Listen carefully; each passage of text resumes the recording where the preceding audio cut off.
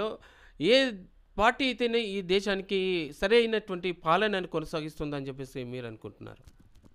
ప్రస్తుత రాజకీయాల మీద తీసుకుంటే అన్న, ఇప్పుడు మొన్న రీసెంట్లీగా మనకి అసెంబ్లీ ఎలక్షన్ జరిగింది. ఇక్కడ ప్రజలు ఏదైతే ఉన్నారో డబ్బులు తీసుకొని మద్యానికి లోబడి ఓట్లు వేసినారు. ఇప్పుడు వేసే ఓటు ఇది దేశానికి సంబంధించిన ఓటు. ఇది దేశంలో మనం గత 10 సంవత్సరాల నుంచి చూస్తున్నాము. మన దేశాన్ని ఏ స్థాయిలో ఈరోజు తీసుకుపోయినటువంటి మహానుభావుడు ఆయనే. మరొక్కసారి 5 ఏళ్ళు ప్రభుత్వాన్ని ఏర్పాటు చేస్తే ప్రపంచ స్థాయిలో మనం ఈరోజు మొదటి స్థానంలో ఉన్నాము.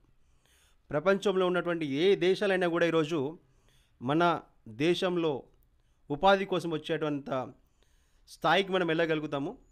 కాబట్టి ఏంటంటే ఈరోజు మీరు పంపించేటువంటి వ్యక్తి లోక్సభలో మన గలం విప్పి మన దేశ రాజకీయాల మీద చర్చించాలంటే చదువుకున్న నాయకుడై ఉండాలి. ప్రజల పక్షాన ఎంతైతే మాట్లాడతాడో అటు దేశాన్ని కూడా ఈరోజు కాపాడే విధంగా ఉండేటువంటి వ్యక్తిని మనం ఎన్నుకోవాలి. ఈరోజు 10 సంవత్సరాల నుంచి ఈరోజు మనం ప్రశాంతంగా ఉంటున్నామంటే నరేంద్ర మోడీ గారు ఈరోజు మౌనంతో యుద్ధం చేస్తూ ఉన్నాడు. ఈరోజు శత్రువుల మీద మౌనంతో యుద్ధం చేస్తూ ఉన్నాడు. రాజకీయంగా ఎవరిని కూడా ఆయన ఎక్కడ కూడా అన్న మాట లేదు. అలాంటి నాయకుడు ఈరోజు మన దేశంలో ఉన్నందుకు కూడా మనం గర్వపడాలి. ఆయనే తపస్సు చేసే ఒక ఋషిలాగా, ధర్మంలో రాముడిలాగా, యుద్ధంలో అర్జునుడిలాగా చాలా అంటే అలాంటి నాయకుడు మన దగ్గర ఉన్నందుకు కూడా మన అందరం కూడా ప్రతి ఒక్కరి బాధ్యత ఇది. నరేంద్ర మోడీ గారు గెలిస్తే దేశానికి ప్రధానమంత్రి అవుతారు.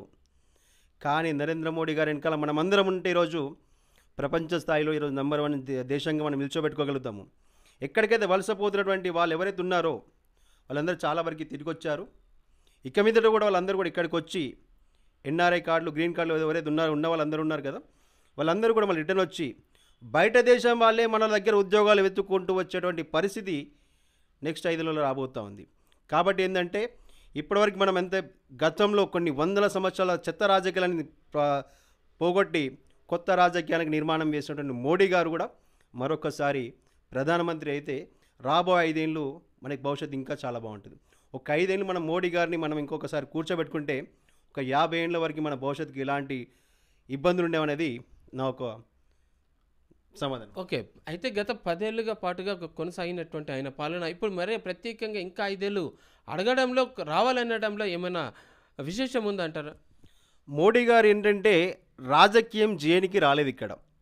అంటే నేను ఒక మోడీ గారి అభిమానిగా కాదు, ఒక దేశ పౌరునిగా నా బాధ్యతగా నేను ఏదైనా నిజం నిప్పులెక్క చెప్పాలి కాబట్టి, నిప్పులాంటి నిజాన్ని ప్రజలకు చెప్తాను కాబట్టి మోడీ గారి సంకల్పం నా యొక్క దేశం కోసం ఆయన పెట్టుకున్నారు. ఆయన ఒక రాజకీయ పార్టీని కాపాడుకోవడం కోసము వారసత్వ రాజకీయాలకు ఎక్కడ కూడా తావేలైన ప్రతి నిమిషం కూడా 20 గంటలు ఆయన పని చేస్తూ మనం 24 గంటలు ప్రశాంతంగా బ్రతుకుతున్నామంటే ఈరోజు మోడీ గారు మన చుట్టూ భారతదేశం చుట్టూ ఉన్నటువంటి దేశాలు ఏదున్నాయో అన్నీ కూడా మాకు శత్రు దేశాలు ఉన్నాయి. అందులో మోడీ గారు నిలుచొని వారి మౌనంతో యుద్ధం చేస్తూ ఈరోజు దేశాన్ని ప్రశాంతంగా కాపాడుతున్నారు. కాబట్టి అలాంటి వాళ్ళకి ఇంకొక 5 ఏళ్ళు ఆయనకు అవకాశం ఇస్తే శత్రు దేశాలను లేకుండా చేసి మనకొక్కడ ఎక్కడైతే యువత ఉందో యువతని రాజకీయంలోకి వచ్చి యువతకి మంచి భవిష్యత్తు ఇవ్వాలంటే మోడీ గారు ఖచ్చితంగా రావాలనేదే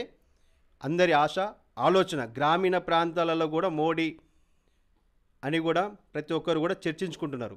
కాబట్టి మోడీ గారికి అవకాశం ఇచ్చి ఒక్కసారి మనం ఓటేసి వారిని ప్రధానమంత్రిగా చేస్తే ఒక్కసారి మనం 5 ఏళ్ళు మన భవిష్యత్తు ఇంకెంత అందంగా ఉంటుందనేది మీరు చూడండి.